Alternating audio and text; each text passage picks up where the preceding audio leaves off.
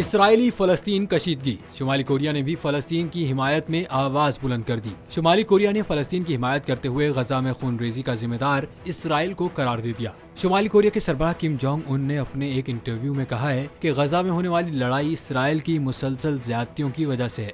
Kim Jong Un ने कहा कि फलस्तीन अरबों और मुसलमानों तक मुनहसर नहीं, बल्कि ये उनकी आज़ादी का मसला है और इसराइल जंगी कवानीन को नजरअंदाज करके गजा पर मुसलसल बमबारी कर रहा है। उन्होंने कहा कि गजा में खूनरेजी का जिम्मेदार मुकम्मल तौर पर इसराइल खुद है, जो मुसलसल फलस्तीनियों के साथ ज्यादती का मुर्तकिब हो रहा है। दूसरी जानिब अमेरिका ने हमेशा इसराइल की पुश्तपनाही करने का ऐलान कर दिया है।